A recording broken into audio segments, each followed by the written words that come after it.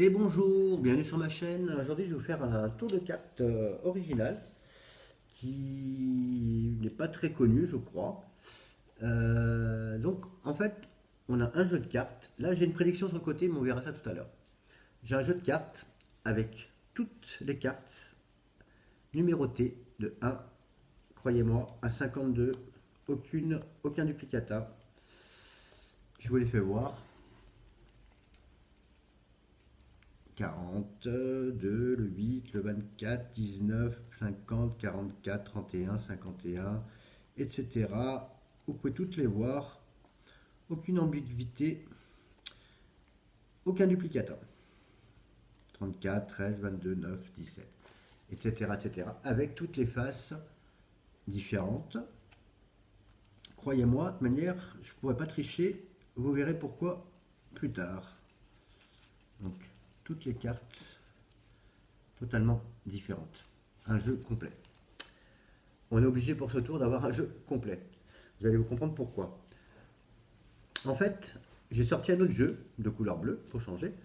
Normalement, ce jeu va remplacer le spectateur. Un spectateur va me nommer, ou plusieurs spectateurs, une carte de chaque famille, de trèfle, carreau, pique et de cœur. La carte qu'il veut. Comme j'ai pas de spectateur, et pour vous prouver que le choix est vraiment libre, donc là j'ai toute la famille des cœurs, etc. pour les piques, etc. pour les carreaux, etc. pour les trèfles. Et on va les mélanger et on prendra n'importe quelle carte pour faire voir que le choix est vraiment totalement libre. Et on s'arrête, on prend n'importe quelle carte, allez hop, au hasard, 10 de cœur. Normalement c'est le spectateur qui la nomme. 10 de cœur, les autres plus besoin. Idem pour le pique, toute la famille des piques, on les mélange, on s'arrête, peu importe, on la prend, n'importe laquelle, hop, au hasard, 9 de pique, 9 de pique, les autres plus besoin. Donc on a 9 de pique et le 10 de cœur déjà. Là, tous les carreaux, idem. On mélange. On prend n'importe quelle carte, allez au hasard, un peu par là. 8 de carreau, on laisse de côté. Et la dernière série, série à trèfle. Donc on mélange, etc. Bien mélangé, comme si le spectateur la nommait. Et on prend n'importe quelle carte, allez, celle-ci. Et on tombe sur le 3 de trèfle. Les autres, plus besoin. Donc on a le 3 de trèfle, le 8 de carreau, 9 de pique et 10 de cœur. Maintenant, ce qu'on va faire, c'est qu'on va les sortir du jeu. Donc on va commencer par le 10 de cœur. On commence par le début. Donc je cherche le 10 de cœur, 10 de cœur, 10 de carreau. Tac, tac, tac. Il va durer la fin, bien sûr, pour m'embêter. Je vous l'avais dit, 10 de cœur. On prend le 10 de cœur, on le sort, on le pose.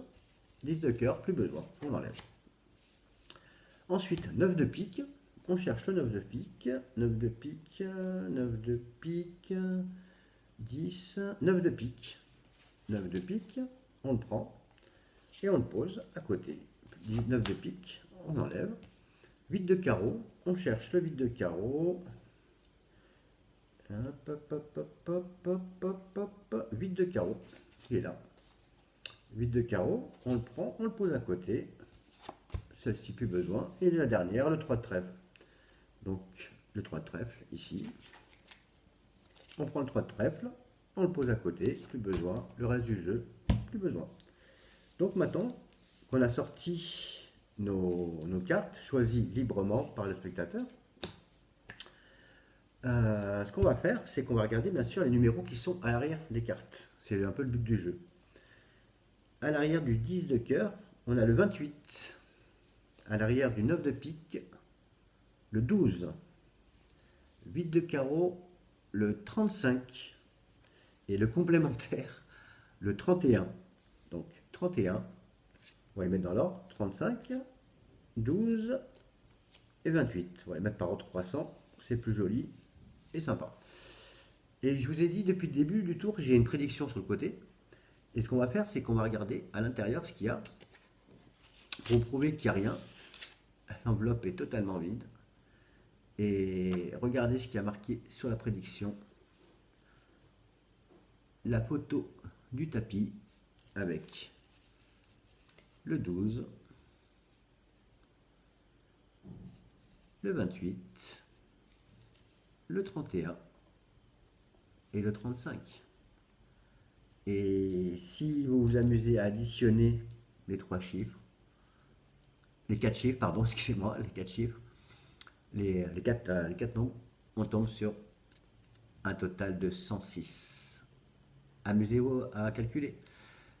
Merci beaucoup, à bientôt. J'espère que ça vous a plu. Au revoir.